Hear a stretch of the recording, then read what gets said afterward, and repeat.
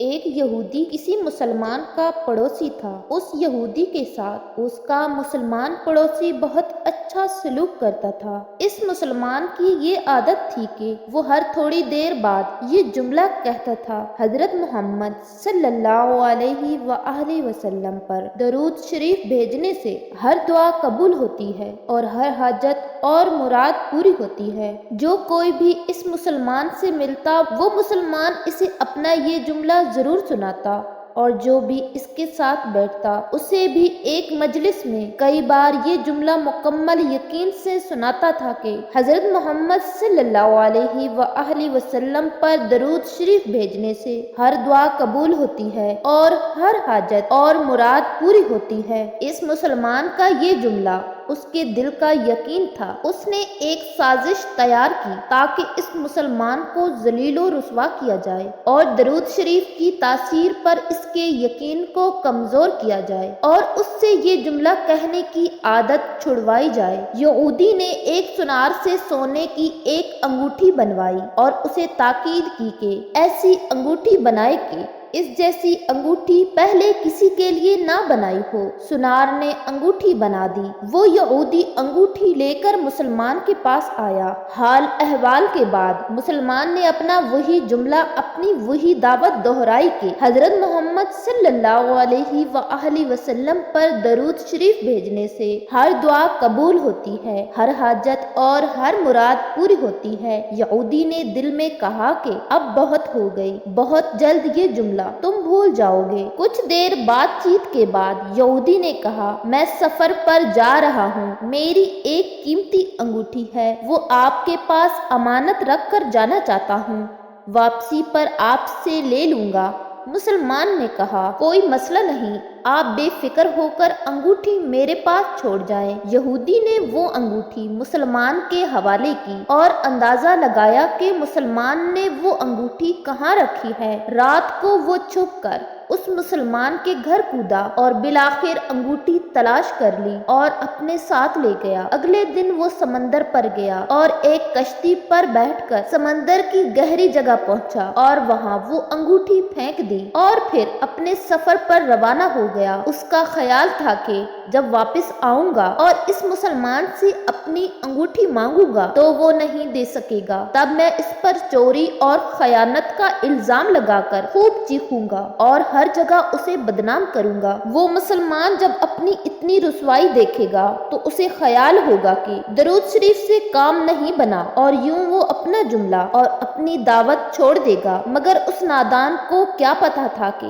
درود شریف کتنی بڑی نعمت ہے۔ یہودی اگلے دن واپس آ گیا، سیدھا اس مسلمان کے پاس گیا اور جاتے ہی اپنی انگوٹھی طلب۔ مسلمان نے کہا: آپ اطمینان سے بیٹھیے، آج درود شریف کی برکت سے میں صبح دعا کر کے شکار کے لیے نکلا تھا تو مجھے ایک بڑی مچھلی ہاتھ لگ گئی۔ آپ سفر سے آئے ہیں، وہ مچھلی کھا کر جائیں۔ پھر اس مسلمان نے اپنی بیوی کو مچھلی صاف کرنے اور پکانے پر لگا دیا۔ اچانک اس کی بیوی زور سے چیخی اور اسے بلایا۔ وہ بھاگ کر گیا تو بیوی نے بتایا کہ مچھلی کے پیٹ سے سونے کی انگوٹھی نکلی ہے اور یہ بالکل ویسی ہے جیسی ہم نے اپنے یہودی پڑوسی کی انگوٹھی امانت رکھی تھی۔ وہ مسلمان جلدی سے اس جگہ گیا جہاں اس نے یہودی کی انگوٹھی رکھی تھی۔ انگوٹھی وہاں موجود نہیں تھی۔ وہ مچھلی کے پیٹ والی انگوٹھی یہودی کے پاس لے آیا اور آتے ہی کہا: حضرت محمد صلی اللہ علیہ وآلہ وسلم پر درود شریف بھیجنے سے ہر دعا قبول ہوتی ہے اور ہر حاجت پوری ہوتی ہے۔ پھر اس نے وہ انگوٹھی یہودی کے ہاتھ پر رکھ دی۔ یہودی کی آنکھیں حیرت سے باہر، رنگ کالا پیلا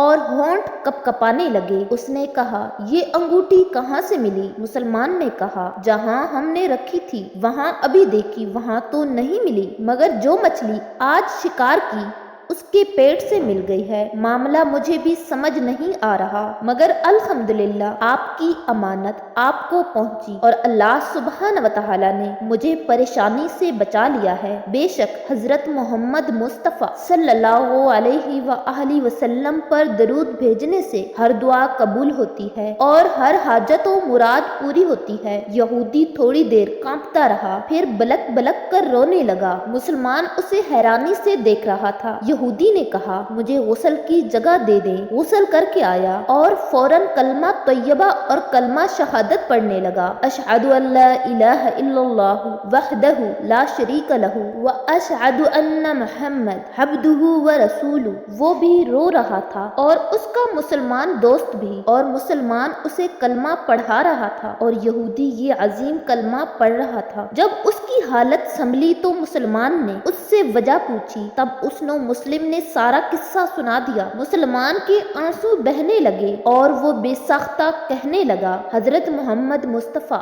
صلی اللہ علیہ وآلہ وسلم پر درود شریف بھیجنے سے ہر دعا قبول ہوتی ہے اور ہر حاجت و مراد پوری ہوتی ہے۔ ایک آخری بات یہاں عرض کرتی چلوں کہ اگر کبھی کوئی ویڈیو، قول، واقعہ، سچی کہانی یا تحریر وغیرہ اچھی لگا کرے تو مطالعہ کے بعد مزید تھوڑی سی زحمت فرما کر اپنے دوستوں سے بھی شیئر کر لیا کیجیے۔ یقین کیجیے کہ اس میں آپ کا بمشکل ایک لمحہ صرف ہوگا، لیکن ہو سکتا ہے کہ اس ایک لمحہ کی اٹھائی ہوئی تکلیف سے آپ کی شیئر کردہ تحریر ہزاروں لوگوں کے لیے سبق آموز ثابت ہو سکتی ہے۔ شکریہ، دعاؤں میں یاد رکھیے گا۔